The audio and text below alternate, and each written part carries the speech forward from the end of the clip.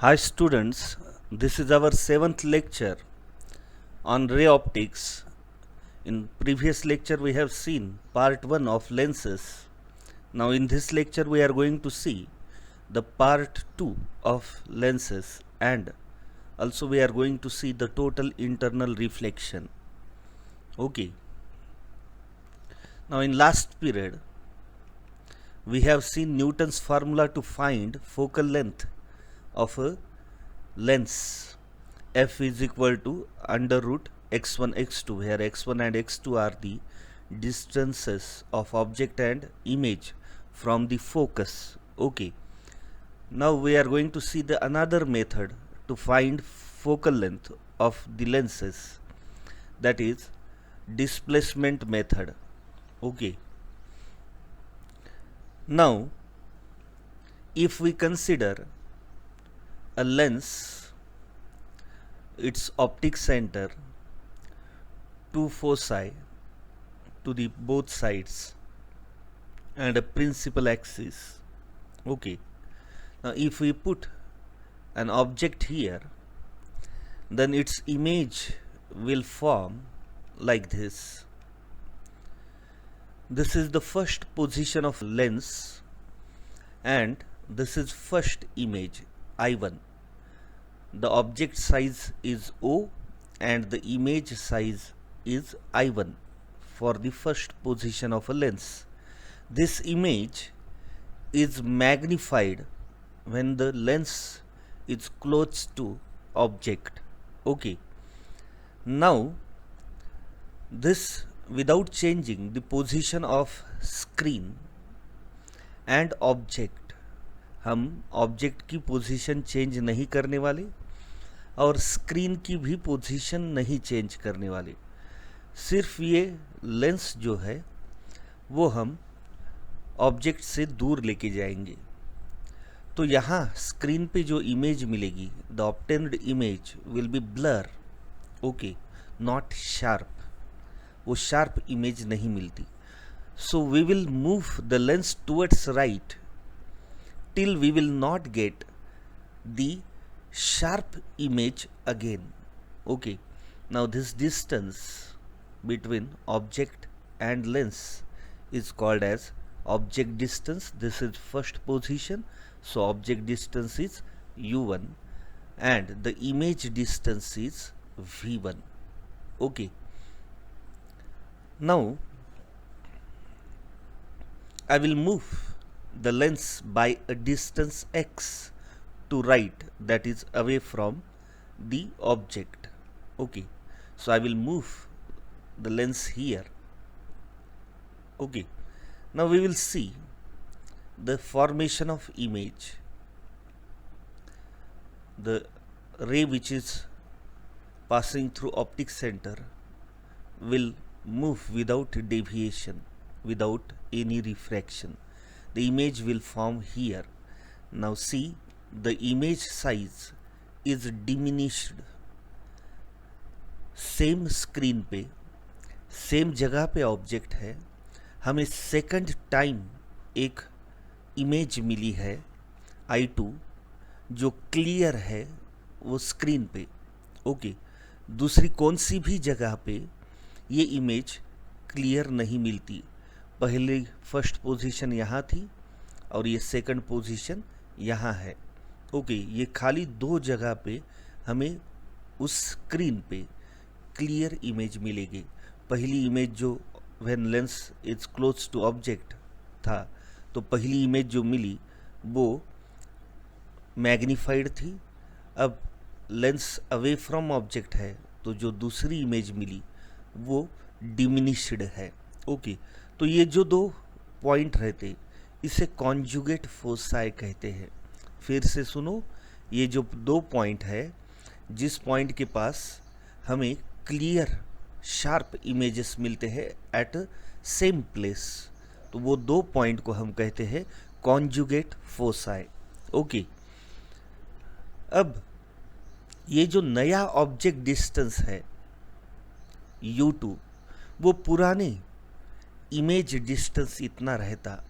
Conjugate foci की ये special property है.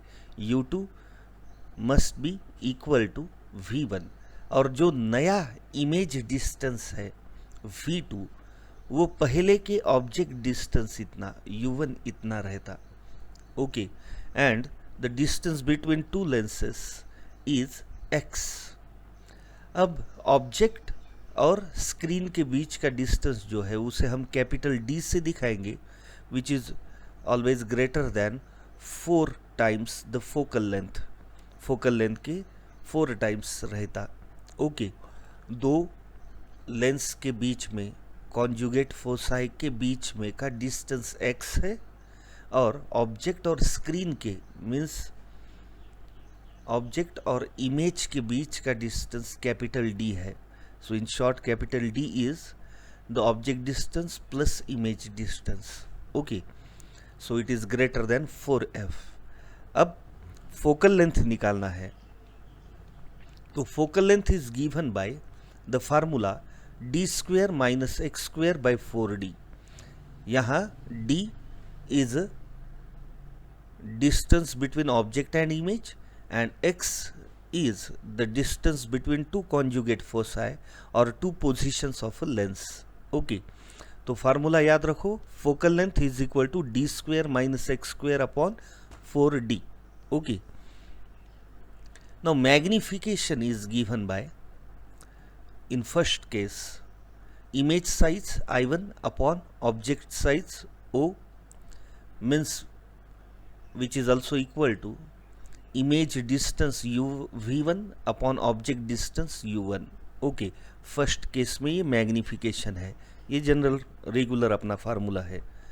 अब सेकंड मैग्निफिकेशन जो है, सेकंड केस में इमेज साइज I2 है, ऑब्जेक्ट तो वही है, सो ऑब्जेक्ट साइज O, और we can write image distance v2 upon object distance u2.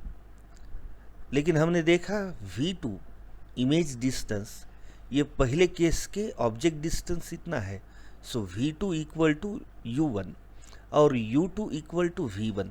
Conjugate foci की ये कंडीशन हमने देखी है इसके पहले. ओके, तो ये दो मैग्निफिकेशंस है m1 एंड m2. ये दोनों का अगर प्रोडक्ट ले लिया जाए m1 इंटू m2, तो प्रोडक्ट मतलब I1 by O into I2 by O, और it is equal to v1 by u1 into u1 by v1. लेकिन ये तो रेसिप्रोकल्स है एक दूसरे के, तो कैंसल होके 1 रहेगा. So I1 into I2 into O square is 1. Okay, so O is root I1 I2. तो O मतलब ऑब्जेक्ट साइज का फार्मूला है root of product of image size in two conditions. Okay, focal length का formula है d square, that is distance between object and image. Okay, और object and screen minus x square, that is distance between two conjugate foci upon 4d, और object size का formula है root I1 I2. Okay, so ये displacement method है. Now we are going to see lens immersed in a liquid. Liquid में जब lens immerse होगा तो उस पर लेंस के कॉन्वर्जिंग और डाइवर्जिंग प्रॉपर्टीज़ में क्या फ़र्क गिरेगा, उसके फोकल लेंथ में एंड हेंस उसके पावर में क्या फ़र्क गिरेगा. Let us see. If a lens have refractive index mu g, then using lens maker formula I can write 1 upon fa. Fa is focal length of a lens when it is kept in air. So 1 upon fa is equal to refractive index of a glass with respect to air minus 1 in bracket 1 by r1 minus 1 by r2. r1 and r2 are the radii of both sides of a lens. Okay, this is equation 1. तो जब lens air में होगा उसकी focal length हम lens maker formula से निकाल सकते. तो फार्मूला लिखा 1 by fa is equal to refractive index of a glass minus 1 in bracket 1 by R1 minus 1 by R2. Okay. Now if a lens of refractive index mu g is immersed in a liquid of refractive index mu l, then ये liquid है, इसका refractive index mu L है, इसमें lens immerse किया, then ये lens की जो focal length in liquid है वो भी हम लेंस मेकर फार्मूला से निकालेंगे 1 by FL. FL is a focal length of a lens in a liquid which is equal to refractive index of a glass with respect to liquid. यहाँ air में था तो refractive index of a glass with respect to air था, यहाँ liquid में है तो refractive index of a glass with respect to liquid -1 in bracket 1 by R1 minus 1 by R2. तो ऊपर के फार्मूले में सिर्फ रिफ्रैक्टिव इंडेक्स चेंज होगा, इसलिए फोकल लेंथ चेंज होगी. ओके, फोकल लेंथ डिनोमिनेटर में है, रिफ्रैक्टिव इंडेक्स न्यूमरेटर में, तो ये इन्वर्सली प्रोपोर्शनल रहते. ओके, तो refractive index of a glass with respect to liquid is refractive index of a glass upon refractive index of a liquid. ये हम Snell's law से लिख सकते, ये एब्सोल्यूट रिफ्रैक्टिव इंडाइसिस है, ये equation number 2. Okay, dividing equation 1 by 2, equation 1 को 2 से डिवाइड करो.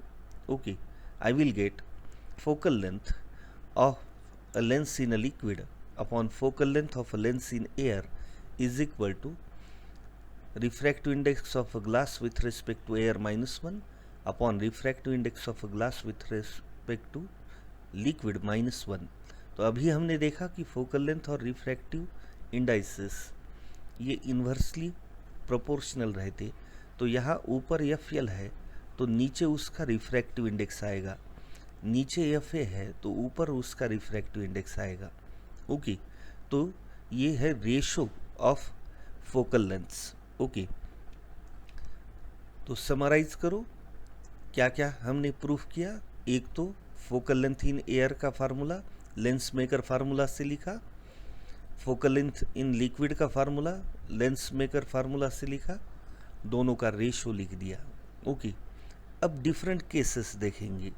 Case 1, if refractive index of a glass is greater than refractive index of a liquid, तो obviously focal length और refractive indices inversely proportional है, तो focal length in air should be less than focal length in liquid.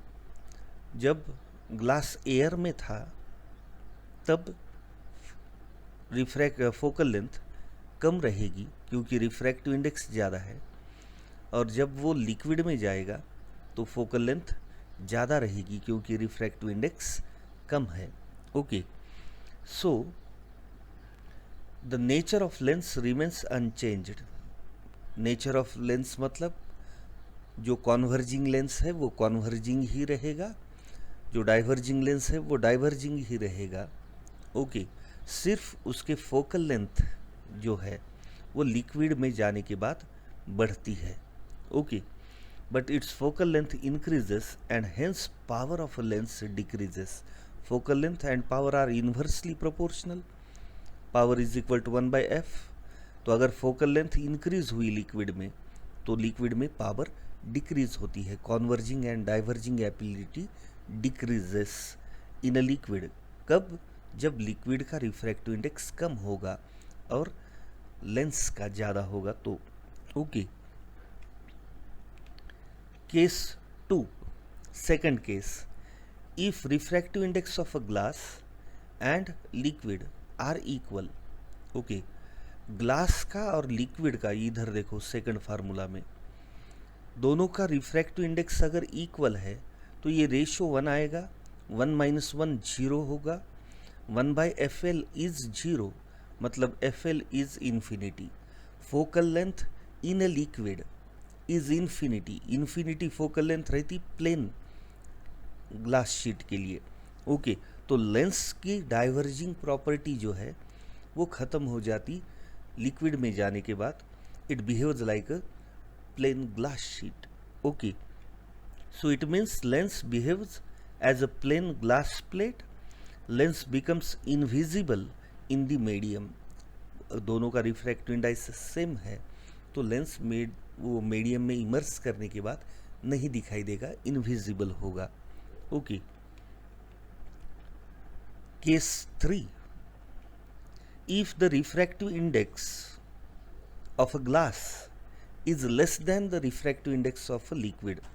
Liquid का refractive index ज़्यादा है, तो इसका मतलब लिक्विड में जब लेंस इमर्स करेंगे तो उसकी फोकल लेंथ कम होगी. फोकल लेंथ कम होगी मतलब पावर बढ़ेगा, डाइवर्जिंग और कॉन्वर्जिंग एबिलिटी बढ़ेगी. Okay. And also the focal length are of opposite sign. Focal length का साइन बदल जाता. साइन बदल जाता मतलब जो पॉजिटिव फोकल लेंथ है वो नेगेटिव बनती. So we have seen for convex lens the focal length is positive and for concave lens the focal length is negative. okay, तो पॉजिटिव का नेगेटिव बना, या इसका मतलब कॉन्वेक्स का कॉनकेव और कॉनकेव का कॉन्वेक्स लेंस बनेगा. लेंस दिखने में वैसा ही है, उसकी प्रॉपर्टी बदलेगी. मतलब converging lens behaves as a diverging lens. Okay, the nature of lens changes, that is a convex lens जो कॉन्वर्जिंग है वो डाइवर्ज करेगा. The light rays and the concave lens converge the light rays. See the figure. ये convex lens है, वो air में converging बोल के काम करता था, लेकिन जिसमें रिफ्रैक्टिव इंडेक्स अगर लिक्विड का ग्लास से अगर ज़्यादा है, लेंस से ज़्यादा है, उसमें अगर लेंस इमर्स कर दिए तो ये लेंस डाइवर्जिंग बोल के काम करेगा. ओके. और ये कॉनकेव लेंस है, तो पहले एयर में तो ये डाइवर्जिंग था, अब ये ज़्यादा रिफ्रैक्टिव इंडेक्स रहने वाले लिक्विड में कॉन्वर्जिंग बोल के काम करेगा. तो 3 केसेस याद करो. क्या है? अगर ग्लास का रिफ्रैक्टिव इंडेक्स ज़्यादा है तो फोकल लेंथ बढ़ती है, मतलब पावर कम होता है. अगर दोनों के रिफ्रैक्टिव इंडेक्स इक्वल है तो प्लेन शीट जैसा बिहेव करेगा लेंस, और उसकी कॉन्वर्जिंग और डाइवर्जिंग एबिलिटी जो है वो ख़त्म हो जाएगी. ओके, 0 होगा पावर. और जब refractive index of lens is less than liquid है तो उनके नेचर बदल जाते. कॉन्वर्जिंग लेंस डाइवर्जिंग बन जाता, डाइवर्जिंग लेंस कॉन्वर्जिंग बनता है. तीनों बातें याद रखो. अब cutting and combination of lenses. Okay, remember this. If lens becomes thin, lens अगर पतला बन जाता है, ओके, उसकी थिकनेस कम हो जाती है, then focal length increases and it means power decreases. If lens becomes thick, focal length decreases and power increases. Okay, ये बात ध्यान में रखो तो आगे की बातें समझ में आएगी. क्या कहा? लेंस अगर पतला हो गया तो फोकल लेंथ इंक्रीज होती है, और लेंथ अगर थिक बन गया तो फोकल लेंथ डिक्रीज होती है. Okay, now see combination of lenses. Either हम 2 और मोर लेंस, कॉन्वेक्स लेंस एक दूसरे को कंबाइन करेंगे, या कॉनकेव लेंस एक दूसरे को कंबाइन करेंगे. तो नेट पावर जो है ये कॉम्बिनेशन की, ये इंडिविजुअल पावर की एडिशन रहती. So P net is P1 plus P2 plus P3 and so on. Okay, so P is reciprocal of focal length power means. Okay, so net focal length का reciprocal means individual focal length के reciprocal की sum रहेगी. So net focal length will be equal to 1 by f is equal to 1 by f1 plus 1 by f2 plus 1 by f3. So net magnification is the addition of individual magnification. पहला lens magnify करेगा, दूसरा करेगा, तीसरा करेगा, तो सबके magnification का total किया तो टोटल मैग्नीफिकेशन होगा सम लेने के बाद। ओके, तो सिर्फ एक ही बात याद रखने की है, तो कॉम्बिनेशन ऑफ लेंस में लेंस का कॉम्बिनेशन मतलब पावर का कॉम्बिनेशन है। ओके, तो फिर फोकल लेंथ भी ध्यान में रहती, मैग्नीफिकेशन का भी कॉम्बिनेशन ध्यान में रहता। Okay, if two lenses of equal focal length but opposite nature are in contact, then combination will behave as a plain glass plate and the focal length, net focal length will be infinity. See here, ये convex lens है, ये concave lens है, दोनों के focal length equal है। ये दोनों को अगर कंबाइन कर दिया जाए तो ये पूरा जो पहला लेंस जितना कॉन्वर्ज करेगा तो दूसरा लेंस उसको उतना ही डाइवर्ज करेगा, मतलब रेज जैसे आए थे वैसे ही निकल जाएंगे, तो ये प्लेन ग्लास जैसा बिहेव करेगा। सो फोकल लेंथ उसकी क्या होगी? इन्फिनिटी। प्लेन ग्लास प्लेट की फोकल लेंथ इनफाइनाइट रहती। Okay, when two lenses are placed coaxially at a distance d from each other, दो lens f1 f2 focal length के दोनों के बीच का डिस्टेंस d है, ये एक ही एक्सिस पे अगर रखे तो इक्विवेलेंट फोकल लेंथ जो है 1 by f is equal to 1 by f1 plus 1 by f2 minus d by f1 into f2। ये एडिशनल आ गया। देखो, जब हम इन कॉन्टैक्ट लेंस को रखते हैं तो नेट फोकल लेंथ का रेसिप्रोकल मतलब इंडिविजुअल फोकल लेंथ के रेसिप्रोकल की addition.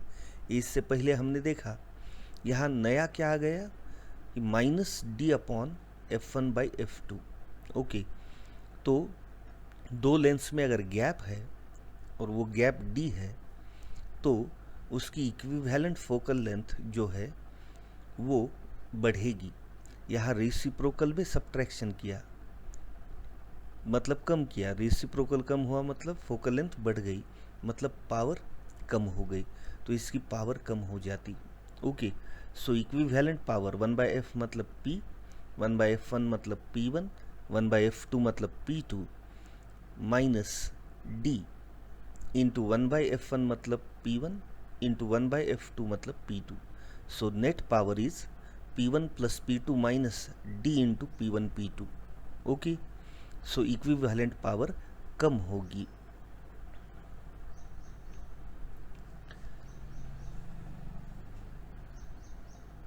Now we will see the cutting and combination of lenses.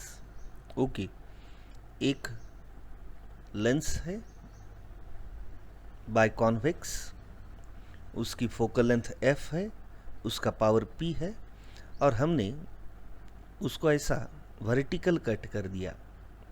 Okay, ये डॉटेड लाइन जो दिखती उसके अलॉन्ग इसको वर्टिकल कट कर दिया, तो मुझे एक हाफ पोर्शन मिलता लेंस का। यहाँ लेंस की जो थिकनेस है वो कम हो गई, आधी हो गई, मतलब इसका फोकल लेंथ बढ़ेगा। इसके पहले हमने बोला, दो बातें याद रखो कि लेंस पतला हुआ तो फोकल लेंथ इंक्रीज होती है, तो लेंथ की थिकनेस आधी हुई तो फोकल लेंथ ट्वाइस होगा, और फोकल लेंथ से पावर इन्वर्सली प्रोपोर्शनल है तो पावर हाफ होगा। ओके, अब ऐसे जो दो पार्ट मिले इसको हम फिर से अगर कंबाइन कर दिए तो कॉम्बिनेशन आइदर दोनों कॉन्केव सरफेस एक ही डायरेक्शन में या दोनों कॉन्केव अपोजिट डायरेक्शन में, ऐसे अगर कंबाइन कर दिए तो फिर से इसकी थिकनेस ओरिजिनल लेंस इतनी हो जाएगी, मतलब फिर से पावर P और फोकल लेंथ F होगा। ओके, अगर लेंस को हम हॉरिजॉन्टली कट करते हैं उसी लेंस को, तो हमें एक हाफ पोर्शन ऐसा मिलेगा। इसमें थिकनेस कम नहीं हुई, जितनी है उतनी ही है। ओके, इसलिए इसका फोकल लेंथ भी नहीं बदलेगा, पावर भी नहीं बदलेगा। Okay, actually this lens acts as a combination of two prism, ये देखो ये ऊपर का पोर्शन ये प्रिज्म जैसा है, वैसे ही नीचे का पोर्शन प्रिज्म जैसा है, तो एक सेपरेट प्रिज्म जैसे एक्ट करेगा, तो इसकी फोकल लेंथ भी चेंज नहीं होगी, पावर भी चेंज नहीं होगी। लेकिन अब ऐसे दो पार्ट का कॉम्बिनेशन हम करते हैं तो दोनों प्रिज्म को एक ही डायरेक्शन में रख दिए, ओके, तो उनके बेस सेम डायरेक्शन में है, तो थिकनेस ज़्यादा हो गई, थिकनेस ज़्यादा हो गई तो फोकल लेंथ हाफ होगी, थिकनेस ट्वाइस हो गई तो फोकल लेंथ हाफ होगी, मतलब पावर ट्वाइस होगा, ओके।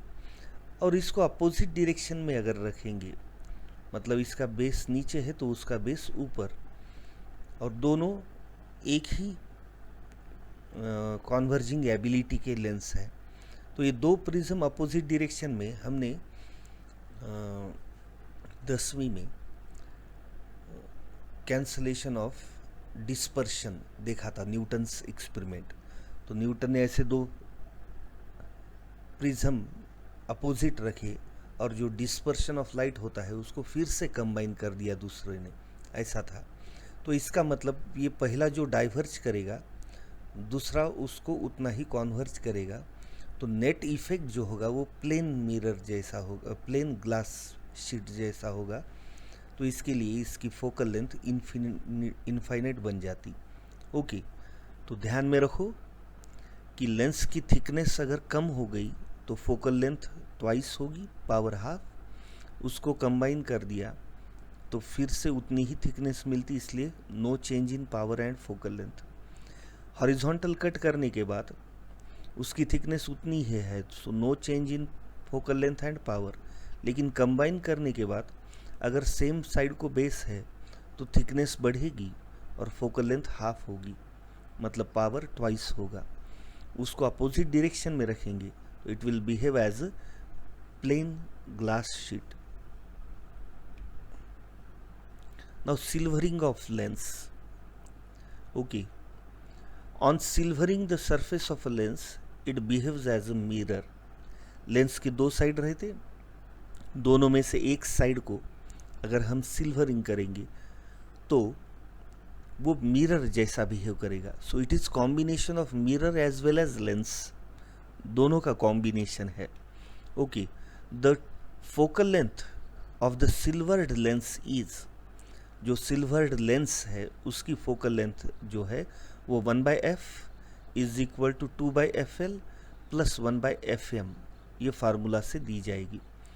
f मतलब नेट कॉम्बिनेशन सिल्वर्ड लेंस की फोकल लेंथ, fl मतलब सिर्फ लेंस की फोकल लेंथ, fm मतलब मिरर की फोकल लेंथ, ओके।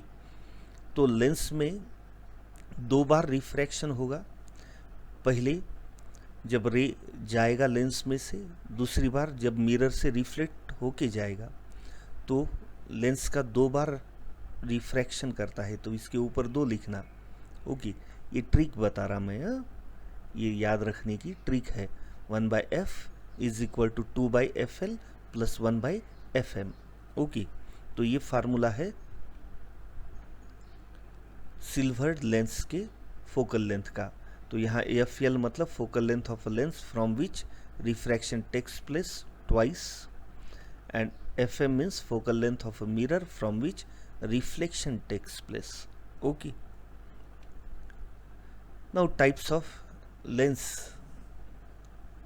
उसको सिल्वर्ड करने के बाद कौन सा पार्ट सिल्वर किया, उसके बाद वो कॉम्बिनेशन कैसा दिखेगा और फाइनल फोकल लेंथ क्या होगी ये देखेंगे, ओके। ये प्लेनो कॉन्वेक्स लेंस है, ओके। इसकी एक साइड प्लेन है, दूसरी कॉन्वेक्स है। हमने कॉन्वेक्स साइड को सिल्वर किया, ओके। कौन से साइड को, convex. So it will behave like silver part is convex, तो combination will behave like plano convex lens and a concave mirror. ये मिरर जो है वो कॉन्केव है, इसकी रिफ्लेक्टिंग साइड ये है, ओके। तो ये लेंस जो है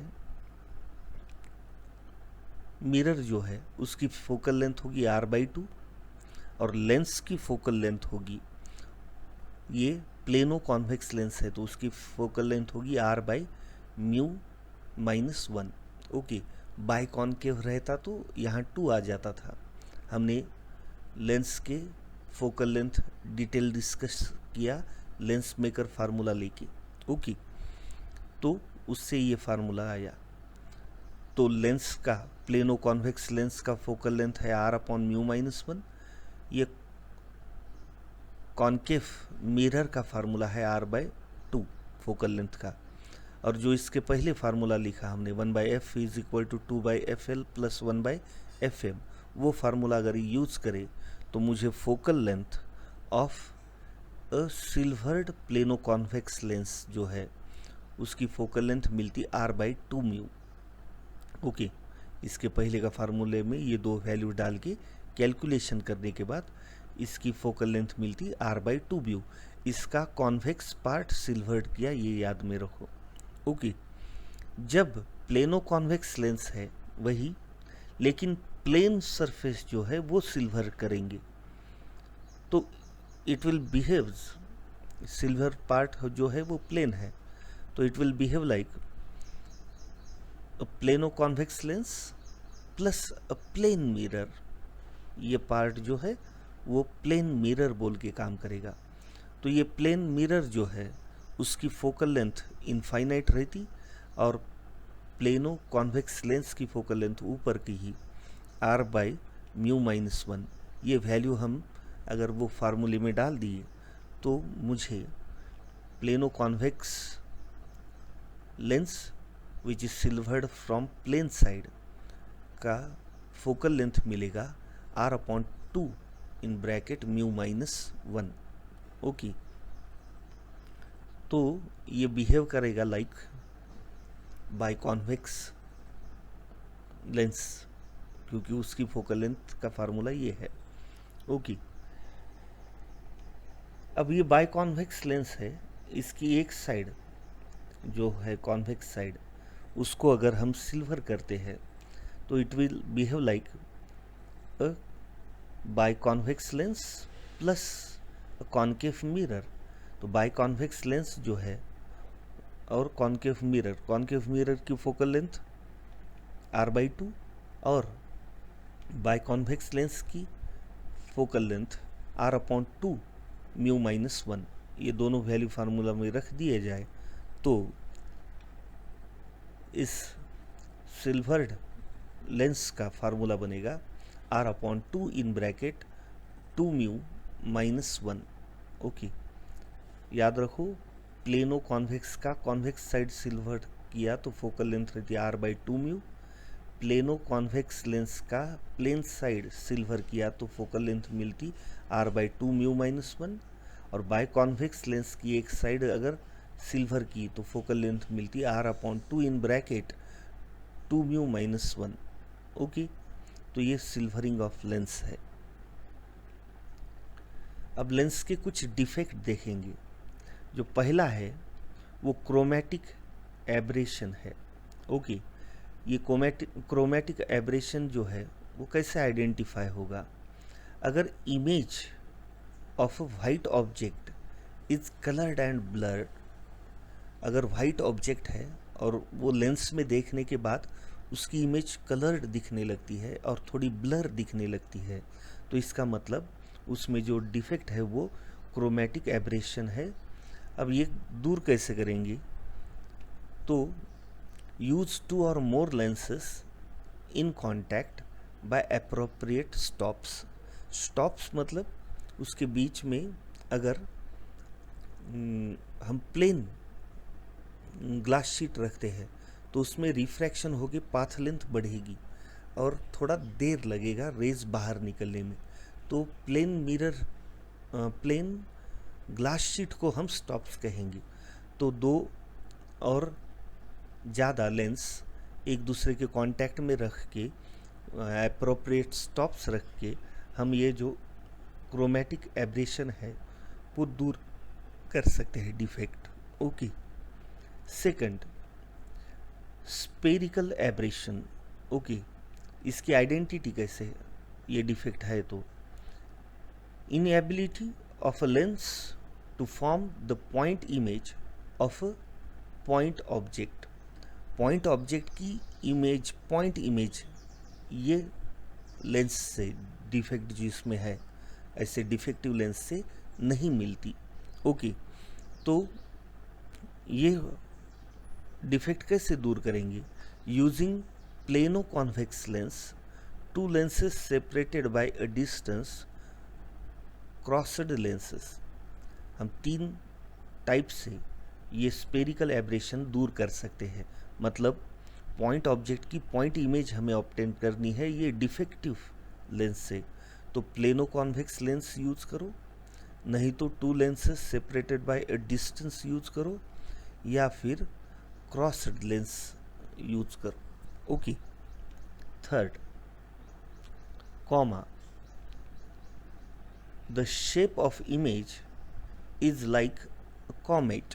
कॉमेट में आगे बड़ी इमेज रहती और पीछे उसकी टेल जैसा दिखाई देता, तो वैसा अगर हमें इमेज दिखाई देने लगा लेंस में से देखने के बाद, ओके, तो उस डिफेक्ट को हम कॉमा डिफेक्ट कहेंगे। ओके, तो यहाँ इमेज कॉमेट जैसी दिखाई देती है। ये दूर करने के लिए क्या करेगी ये डिफेक्ट? तो by properly designing radii of curvature by appropriate stops. Okay, appropriate stops use करो और उसकी रेडाई ऑफ कर्वेचर को प्रॉपरली डिज़ाइन करो फिर से एक बार, तो ये जो कॉमा डिफेक्ट है वो दूर हो सकता है। और फोर्थ, कर्वेचर और एस्टिग्मेटिज्म। ओके, तो the image is spread both along the perpendicular और प्रिंसिपल एक्सिस। ओके, तो इमेज जो है वो स्प्रेड होने लगती है लेंस में से देखने के बाद। तो ऐसा अगर होने लगा तो वो दूर कैसे करेंगे? तो बाय अप्रोप्रिएट स्टॉप्स। आगे plane glass sheets appropriate thickness की अप्रोप्रिएट डिस्टेंस पे अगर रख दिया जाए तो ये डिफेक्ट दूर हो सकता है। ये जो है एज अ थ्योरेटिकल MCQ हमें याद रखना है। Okay, now we are going to see the total internal reflection. हमने लेंस पार्ट 1 में लेंस के टाइप्स, उसकी focal length, lens maker formula, mirror formula, lens formula और उसके इमेजेस फॉर्मेशन, न्यूटन्स फार्मूला सब देखा। तो पार्ट 2 में कॉम्बिनेशन ऑफ लेंसेस देखे, कटिंग देखा, सिल्वरिंग देखा। ओके, तो अब लेंस का थ्योरी कंप्लीट हुआ। अब देखेंगे टोटल इंटरनल रिफ्लेक्शन। सो पहले हमने रिफ्लेक्शन, मिरर, बाद में रिफ्रैक्शन देखा। अब ये तीसरा फिनोमेना है total internal reflection. Okay, see this is a denser medium, suppose a liquid, and this is a rarer medium. हम डेंसर मीडियम में सोर्स रखने वाले हैं, ये सोर्स ऑफ लाइट है। तो इसमें से अलग अलग डायरेक्शन में रेज बाहर निकलेंगे। ओके, जो रे परपेंडिकुलर टू इंटरफेस गिरते हैं तो उनका रिफ्रैक्शन नहीं होता, वो सीधे चले जाते हैं। ओके, कुछ रेज यहाँ गिरेंगे, यहाँ मैंने अगर नॉर्मल निकाला तो ये एंगल ऑफ इंसिडेंस होगा। ओके, तो डेंसर में से रेयरर में लाइट जाएगी तो नॉर्मल से दूर वो बेंट होगा, अवे फ्रॉम नॉर्मल। ओके, तो ये नॉर्मल से दूर बेंट हुआ। अगर दूसरा रे यहाँ इंसिडेंट हुआ तो ये पहले से एंगल ऑफ इंसिडेंस अब इंक्रीज हुआ। Okay, angle of incidence increase होगा तो एंगल ऑफ रिफ्रैक्शन भी इंक्रीज होगा, तो रे और ज़्यादा इधर बेंट होगा। ओके, क्योंकि एंगल ऑफ रिफ्रैक्शन बढ़ेगा due to increase in angle of incidence, ये बढ़ गया। एंगल ऑफ रिफ्रैक्शन ये बढ़ के 90 डिग्री हो गया। तो ऐसा angle of incidence denser medium में का, जिसके लिए रेयरर मीडियम का एंगल ऑफ रिफ्रैक्शन 90 डिग्री रहता, ऐसे एंगल ऑफ इंसिडेंस को हम क्रिटिकल एंगल बोलते। क्रिटिकल एंगल मतलब डेंसर मीडियम में का एंगल ऑफ इंसिडेंस जिसके लिए रिफ्रैक्टेड रे जो है grazes the interface, refracted ray interface को ग्रेज करेगा, उसको पैरेलल रहेगा। ओके, तो ऐसे एंगल ऑफ इंसिडेंस को हम क्रिटिकल एंगल बोलेंगे। क्रिटिकल का मतलब रहता on the boundary, on the threshold. Okay, इस एंगल ऑफ इंसिडेंस की वजह से रे बाउंड्री पे है। इससे कम अगर एंगल ऑफ इंसिडेंस रहता है तो रिफ्रैक्टेड रे रेयरर में जाता है। इससे ज़्यादा अगर एंगल ऑफ इंसिडेंस रहेगा तो हम देखेंगे अभी क्या होगा। ओके, तो क्रिटिकल एंगल क्या है? The angle of incident in a denser medium for which the angle of refraction in a rarer medium becomes 90 degree is called a critical angle। Denser medium का ऐसा एंगल ऑफ इंसिडेंस जिसके लिए rarer medium का angle of refraction 90 degree बनता, ऐसे angle of incidence को हम critical angle बोलेंगे। क्रिटिकल एंगल से अगर कम एंगल ऑफ इंसिडेंस है तो रिफ्रैक्शन होता है। एग्जैक्टली क्रिटिकल एंगल इतना अगर एंगल है तो रिफ्रैक्टेड रे ग्रेजेस द इंटरफेस को वो पैरेलल रहेगा। अगर मैं क्रिटिकल एंगल से ज़्यादा एंगल ऑफ इंसिडेंस लूँ, okay, see this angle is greater than critical angle. Okay, तो अब रे जो है और ज़्यादा बेंट होगा। अब और ज़्यादा बेंट होगा मतलब वो डेंसर में आ जाएगा। Okay, like this. तो डेंसर में से लाइट रे निकला और फिर से डेंसर में आ रहा, तो इसका मतलब ये रिफ्रैक्शन नहीं है, ये रिफ्लेक्शन है। ओके, तो ये जो फिनोमेना है इसे हम टोटल इंटरनल रिफ्लेक्शन कहेंगे। टोटल इसलिए क्योंकि यहाँ लाइट की जो इंटेंसिटी है 100% रिफ्लेक्ट होती है। जब हम मिरर या दूसरे सरफेस से रिफ्लेक्शन देखेंगे तो उस रिफ्लेक्शन में लाइट जो है वो रिफ्लेक्टिंग सरफेस थोड़ा एब्जॉर्ब कर लेता है। इस रिफ्लेक्शन में 100% लाइट रिफ्लेक्ट होती है, इसलिए इसे टोटल नाम दिया। इंटरनल क्यों बोले? क्योंकि डेंसर मीडियम के अंदर से लाइट आके फिर से अंदर डेंसर मीडियम में ही वो रिफ्लेक्ट हुआ, इसलिए इंटरनल। और जिस मीडियम से आता है उसी में बेंट हुआ तो ये रिफ्लेक्शन है, तो ये टोटल इंटरनल रिफ्लेक्शन है। फिर से एक बार फिगर देखो, हम पहले एंगल ऑफ इंसिडेंस कम रखा क्रिटिकल एंगल से, ये क्रिटिकल एंगल की तरफ ध्यान दो। क्रिटिकल एंगल एक पर्टिकुलर एंगल है जिसके लिए रिफ्रैक्टेड रे ये इंटरफेस को ग्रेस करता है, पैरेलल रहता है। उससे कम एंगल ऑफ इंसिडेंस रहा तो रिफ्रैक्शन है, और उससे ज़्यादा एंगल ऑफ इंसिडेंस रहा तो रिफ्लेक्शन है। Okay, so what is total internal reflection?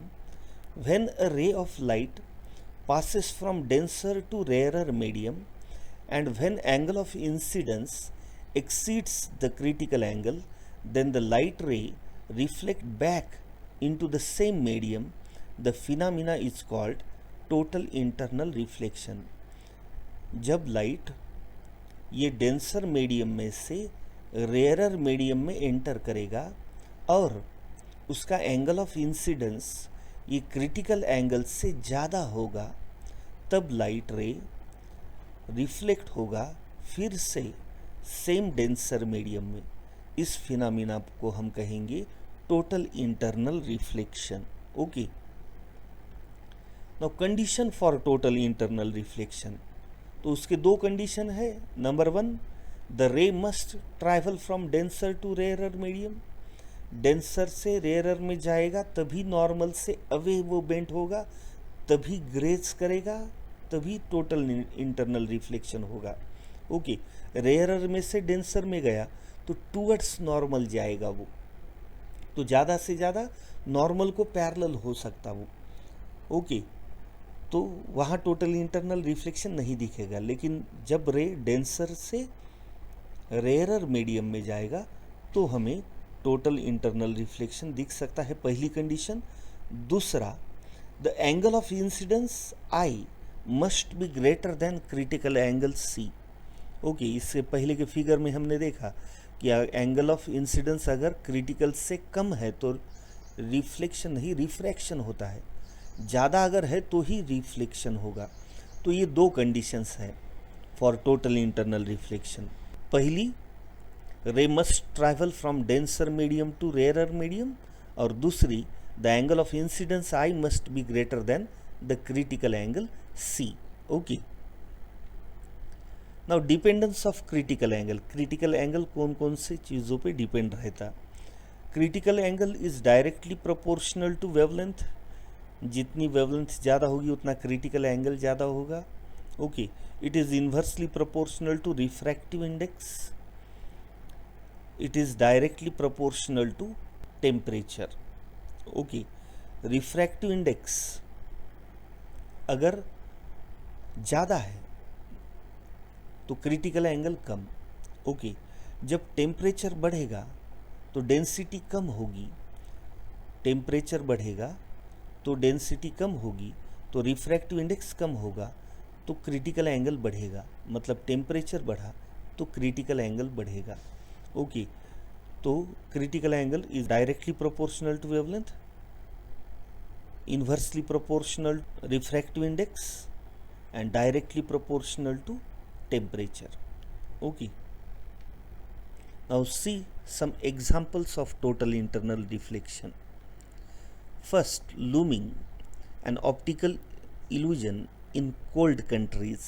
Cold countries में जो ऑप्टिकल इल्यूजन होता है उसको लूमिंग कहते हैं। सी हियर, ये कोल्ड वाटर है तो इसके कांटेक्ट में का जो एयर होगा वो भी ठंडा होगा, तो एयर का टेम्परेचर कम है, मतलब इसका रिफ्रैक्टिव इंडेक्स ज़्यादा है, तो मतलब नीचे की हवा जो है वो डेंसर है। तो ऊपर जैसे ही हम जाएंगे, ग्रेजुअली जब ऊपर जाएंगे तो थोड़ा वार्मर एयर आएगा। अगर एयर वार्मर है तो इसका मतलब वहाँ टेम्परेचर ज़्यादा, मतलब रिफ्रैक्टिव इंडेक्स कम, तो ये रेयरर मीडियम होगा। ओके, तो ये शिप अगर हमें देखनी है तो शिप के लाइट रेज अपने आँखों में जाने चाहिए। तो ये लाइट रेज जो है वो डेंसर मीडियम में से पास हो रही, नीचे कोल्ड एयर है मतलब डेंसर है, तो जैसे वो डेंसर मीडियम से पास हो गया अवे फ्रॉम नॉर्मल बेंट होके बाद में उसका टोटल इंटरनल रिफ्लेक्शन होगा।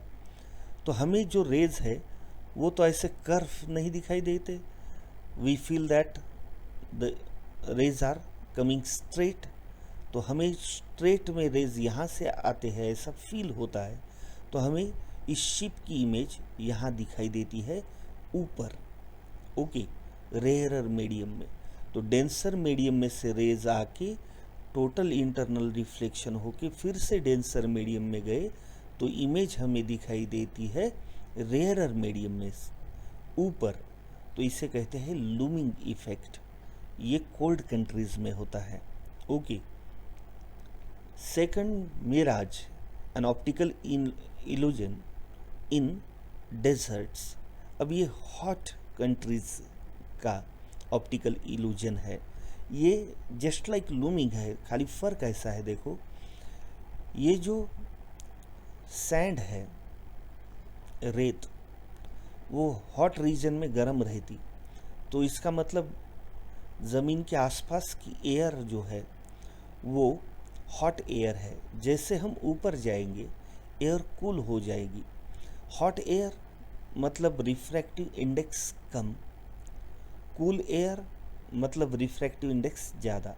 अब ये पेड़ है, ये यहाँ से रेज रिफ्लेक्ट होके जब निकलेंगे तो कूल एयर में से निकलेंगे, मतलब डेंसर मीडियम से निकलेंगे, तो वो अवे फ्रॉम नॉर्मल बेंट होके आखिर में उसका टोटल इंटरनल रिफ्लेक्शन होके उसी मीडियम में बेंट होगा, तो हमें यहाँ वो रेज दिखाई देंगी। लेकिन हमें तो फील होता है स्ट्रेट लाइन में इमेज, तो इमेज हमें, ये पेड़ हमें नीचे दिखाई देता है ज़मीन पे पेड़ दिखाई दिया, मतलब हमें फील होता है कि वहाँ पानी है, पानी में पेड़ की इमेज दिख रही, तो दूर से देखने के बाद वहाँ पानी गिरे वाला है ऐसा फील जो होता है उसे मिराज कहते हैं। सी, ये हॉट समर डेज का इमेज है, यहाँ हमें ऐसा फील होता है कि यहाँ पानी है और पानी में इसकी इमेज दिख रही, एक्चुअली ऐसा नहीं होता, ये हॉट कूल पार्ट में से, डेंसर मीडियम में से रेज टोटल इंटरनल रिफ्लेक्शन होके वापस डेंसर मीडियम में जाते हैं, तो रेयरर मीडियम में इमेज दिखाई देती है। यहाँ भी वैसे ही होता था, डेंसर में से रेज डेंसर में जाके रेयरर में दिखते थे, लेकिन यहाँ इमेज ऊपर दिखाई देने लगती है और हॉट रीजन में इमेज नीचे दिखाई देती है, इतना ही फर्क है। Okay, now brilliance of a diamond due to repeated internal reflection, diamond sparkles. Okay, diamond का जो एक्स्ट्रा ग्लेयर है, जो चमक है, वो ये जो डिफरेंट प्लेन्स हमने डायमंड पे बनाए, जब लाइट इस पे इंसिडेंट होगा हर प्लेन पे, तो वो बाहर एयर में रेयरर मीडियम में नहीं जाएगा, डेंसर में से आके वापस डेंसर में रिफ्लेक्ट होगा, ऐसे मल्टीपल टाइम्स रिफ्लेक्शन उसका होता है, तो इसका मतलब लाइट ज़्यादा टाइम स्पेंड करता है डायमंड के अंदर और उसकी वजह से डायमंड का एक्स्ट्रा ब्रिलियंस दिखाई देता है। Periscope, so this device is used in submarines, जब सबमरीन पानी के पानडुब्बी पानी के अंदर जब रहती है, तब हमें अगर पानी के बाहर का देखना है, ओके, तो ये पेरिस्कोप यूज़ किया जाता है। जो कन्वेंशनल पेरिस्कोप रहता है उसमें मिरर्स यूज़ करते हैं। ओके, तो लाइट जो है वो यहाँ रिफ्लेक्ट होके फिर से मिरर से रिफ्लेक्ट होके यहाँ गिरेगा, यहाँ सेकंड मिरर से फिर से रिफ्लेक्ट होके हमें उसकी इमेज दिखाई देगी। ये मिरर यूज्ड करके हमने पेरिस्कोप बनाया, लेकिन इसमें रिफ्लेक्शन यूज़ होता है, तो रिफ्लेक्शन में मिरर जो है वो लाइट एब्जॉर्ब करेगा, तो मल्टीपल मिरर्स है मतलब ज़्यादा एब्जॉर्शन, तो इमेज क्लियर दिखाई नहीं देती। तो हम पेरिस्कोप बनाएंगे using isosceles right angled prisms. Okay, तो इसमें लाइट जब प्रिज्म के एक एज पे गिरेगा तो उसका टोटल इंटरनल रिफ्लेक्शन होगा। ओके, तो दूसरे प्रिज्म के एज पे गिर के फिर से टोटल इंटरनल रिफ्लेक्शन होगा, तो हमें यहाँ वो इमेज दिखाई देती है। ओके, यहाँ टोटल इंटरनल रिफ्लेक्शन है, यहाँ रिफ्लेक्शन नहीं, मिरर यूज़ नहीं किए, तो हमने देखा कि टोटल इंटरनल रिफ्लेक्शन में एब्जॉर्प्शन ऑफ इंटेंसिटी नहीं होता, तो इमेज ज़्यादा क्लियर दिखाई देती है। ये पेरिस्कोप है। Okay, next optical fibre, it acts as a pipe for light. देखिए, आपने ऐसा शोपीस कहीं दुकानों में देखा होगा। ओके, तो यहाँ ये जो फाइबर है उनके जो टिप्स है, एजेस है, वहाँ पे लाइट दिखाई दे रहे आपको। ओके, लेकिन ये फाइबर सीधे नहीं, ये कर्व है, बेंट है। ओके, तो लाइट तो स्ट्रेट लाइन पाथ ट्रैवल करता है, तो ये बेंट होके एंड को लाइट कैसे मिला। ओके, तो ये ऑप्टिकल फाइबर है, वो लाइट के लिए पाइप जैसा एक्ट करता है। तो उसका जो कंस्ट्रक्शन है, तो सबसे सेंटर में 3 लेयर का ये बनता है जनरली। तो इसका जो सेंटर है, सेंट्रल कोर, वो बनता है क्वार्ट्स फाइबर से। Okay, quartz is a glass which is obtained by melting silica. Okay, तो उसका रिफ्रैक्टिव इंडेक्स ज़्यादा रहता, नियरली 1.6, तो इसे सेंट्रल कोर कहते हैं, which is found by quartz. उसका रिफ्रैक्टिव इंडेक्स 1.6, मतलब ये डेंसर है। ओके, तो उसका ऊपर का लेयर जो है उसे क्लैडिंग बोलते हैं। वो एक ट्रांसपेरेंट प्लास्टिक से बनाया जाता है और उसका रिफ्रैक्टिव इंडेक्स कम, यानी कि 1.4 है। तो ये डेंसर मीडियम है, उसके ऊपर रेयरर मीडियम का कोटिंग है, और सबसे ऊपर एक पीवीसी कोट रहता for protection of inner layers. Okay, जब लाइट गिरेगा कोर पे तो उसका होगा रिफ्रैक्शन, और रिफ्रैक्शन के बाद वो गिरता है on the walls of a core. Okay, अब ये नॉर्मल है, ये इंसिडेंट रे है, ये एंगल ऑफ इंसिडेंस है। ओके, तो ये एंगल ऑफ इंसिडेंस अगर क्रिटिकल एंगल से ज़्यादा रहना है तो ये जो डायमीटर है वो डायमीटर बहुत छोटी रखनी पड़ती। डायमीटर स्मॉल है तो रिफ्रैक्शन कम होगा और एंगल ऑफ इंसिडेंस बढ़ेगा। Okay, now the light is travelling from denser core 1.6 refractive index to rarer cladding of refractive index 1.4। Denser to rarer में लाइट एंटर करने वाला है और उसका एंगल ऑफ इंसिडेंस क्रिटिकल से ज़्यादा है, तो वो रेयरर में एंटर नहीं करेगा, उसका टोटल इंटरनल रिफ्लेक्शन होके वो फिर से कोर के अंदर रिफ्लेक्ट होगा। ओके, तो कोर के अपोजिट वॉल पे वो गिरेगा। यहाँ भी कोर में से लाइट, यहाँ भी angle of incidence greater than critical है। डेंसर में से ये क्लैडिंग रेयरर में जाएगा, तो यहाँ भी उसका टोटल इंटरनल रिफ्लेक्शन होगा, और ऐसे मल्टीपल टोटल इंटरनल रिफ्लेक्शन के बाद वो फाइबर के बाहर आ जाता। ये फाइनली इमर्जेंट रे है।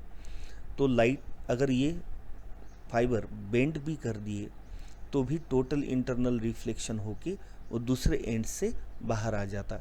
ये वर्किंग है ऑप्टिकल फाइबर की।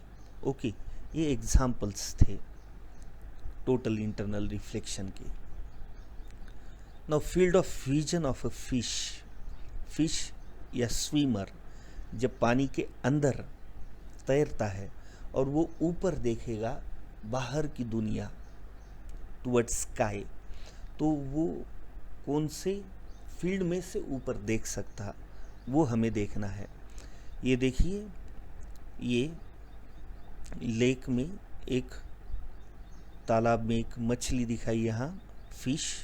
ओके, जब वो रेज बाहर से आने वाले रिफ्रैक्ट होके यहाँ फिश के आई तक आएंगे तो वो बाहर की दुनिया देख सकता। अब हम इसे रिवर्सिबल पाथ भी कंसिडर कर सकते, मतलब यहाँ से लाइट आके फिर यहाँ रिफ्रैक्ट हुआ, या यहाँ से लाइट आके यहाँ रिफ्रैक्ट हुआ, कुछ भी सोच सकते। लाइट ट्रैवल्स रिवर्सिबल पाथ, ये हमने सेकंड लेक्चर में देखा है। ओके, तो जब बाहर के ऑब्जेक्ट से रिफ्लेक्ट होके लाइट गिरेगी इंटरफेस पे, उसका रिफ्रैक्शन होगा और वो फिश के आई तक होगा, तो उसको वो बाहर की दुनिया दिखाई देती है। ओके, कुछ रेज जो पैरेलल टू वाटर सरफेस आएंगे उसका भी रिफ्रैक्शन होगा और वो दिखाई देगी। जब हम उल्टा जाएंगे तो अगर यहाँ सोर्स कंसिडर किए तो डेंसर में से लाइट निकल रहा और ये रेयरर में जाएगा तो ग्रेस करेगा सरफेस में से, तो ये क्रिटिकल एंगल जैसी सिचुएशन पैदा हो गई। ओके, तो क्या कहा, कुछ रेज वाटर के सरफेस पे से आके रिफ्रैक्ट होके फिश के आई तक आएगा, मतलब वाटर के सरफेस पे के कुछ ऑब्जेक्ट इससे दिख सकते। ओके, अब अगर इससे भी ज़्यादा एंगल अगर हम ले लिया जाए रेज का, तो ये एंगल ऑफ इंसिडेंस बड़ा हो जाता। ये एंगल ऑफ इंसिडेंस अगर बड़ा है क्रिटिकल एंगल से, ये क्रिटिकल एंगल की पोजीशन है, ये ज़्यादा पोजीशन है, क्रिटिकल एंगल से भी बड़ा एंगल है, तो अब टोटल इंटरनल रिफ्लेक्शन होगा I C, I is greater than I C, हमने यहाँ थोड़ा गलत लिखा, I should be greater than I C, okay. तो उसका होगा टोटल इंटरनल रिफ्लेक्शन। मतलब अगर इससे ज़्यादा वाइड एंगल से वो देखना चाहेगा तो उसको पानी के अंदर की ही चीज़ें दिखने लगेगी, बाहर की नहीं, ओके। तो fish can see only through this cone, ये कोन में से ही बाहर वो देख सकेगा, ओके। ये कोन से अगर ज़्यादा बाहर देखने गया तो उसको पानी के अंदर की चीज़ें दिखाई देने लगती है, ओके। तो ये कोन की जो रेडियस है वो आर है, ये जो एंगल है यहाँ, ये क्रिटिकल एंगल है, ओके। ये कोन की हाइट, वर्टिकल हाइट हम एच कंसीडर करेंगे, तो ये वर्टिकल हाइट है, ये नॉर्मल है, दोनों एक दूसरे को पैरेलल है, और ये उसकी ट्रांसवर्सल है, तो ये अल्टरनेट एंगल बनेंगे, दिखाई दे रहे, ये एंगल बनेंगे अल्टरनेट। तो ये एंगल भी होगा क्रिटिकल, यानी कि ये एंगल भी होगा क्रिटिकल एंगल, ओके। तो कोन का वर्टेक्स के पास जो एंगल बनता वो है आई C plus I C to आई सी, इस एंगल को हम अपेक्स एंगल कहेंगे। So apex angle is the angle at the vertex of a cone which is equal to twice of critical angle. अगर हम लिक्विड वाटर कंसिडर करते हैं तो water का क्रिटिकल एंगल नियरली 49 रहता, तो उसका apex angle twice of 49 means 98 degree रहता है, ओके। मीन्स अगर अपेक्स एंगल मालूम है आपको 98, तो उसका हाफ करने के बाद मुझे क्रिटिकल एंगल मिलेगा, या क्रिटिकल एंगल मालूम है तो उसका ट्वाइस करने के बाद अपेक्स एंगल मिलता, ओके। तो इसका यूज़ क्या है अगर ये रेडियस निकालना है हमें, कि क्वेश्चन ऐसा पूछा है कि एच हाइट डेप्थ बिलो एक स्विमर है, तो वो जब बाहर स्काई की तरफ देखेगा तो जिस कोन में से देखेगा उस कोन की बेस की रेडियस निकालो, ओके। तो रेडियस का फार्मूला यहाँ देखो, ये ट्रायंगल देखो, राइट एंगल ट्रायंगल, यहाँ ये क्रिटिकल एंगल है आई सी, इसकी सामने की साइड आर है, अपोजिट साइड, एंड इसकी एडजेसेंट साइड एच है। तो अगर इनका रेशो लिया तो मुझे tan I C means R by H, so R means H into tan I C मिलेगा, R is H into tan I C, ये रेडियस ऑफ दैट कोन का फार्मूला है, R is equal to H into tan I C. अब ये जो tan I सी है इसको हम रिफ्रैक्टिव इंडेक्स में कन्वर्ट कर सकते। See we have seen refractive index of a denser medium is 1 upon sine I C, okay. Denser medium का रिफ्रैक्टिव इंडेक्स क्या रहता, 1 upon sine I C, it means sine I C is equal to 1 by mu, ये sine I C left को, mu right को। अगर triangle consider करें तो ये आई सी है, और साइन आई सी मतलब 1 by mu, side opposite upon hypotenuse, opposite side 1, hypotenuse mu.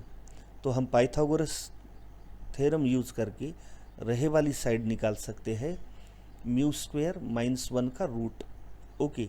अब ये फिगर में tan आई सी देखो, tan I C means side opposite upon side adjacent, so tan I C means 1 upon under root mu square minus 1, so tan I C is 1 upon root mu square minus 1, ये tan I C into H means H upon root mu square minus 1, ये radius का formula हुआ, okay. तो उस कोन का radius अगर निकालना है तो हमारे पास दो फार्मूली है, एच tan आई सी, अगर आई सी दिया है तो, अगर रिफ्रैक्टिव इंडेक्स दिया है तो H upon root mu square minus 1, okay. इसे कहते हैं रेडियस ऑफ बेस। अगर ये एरिया पूछा है तो area means pi R square, इसका स्क्वेयर करके पाई से मल्टीप्लाई करो। So area of base of a cone is ये radius square H square upon mu square minus 1 into ये पाई। ओके, तो आर का फार्मूला अगर याद रहा तो एरिया हम निकाल सकते। This is enough for today. Thank you very much.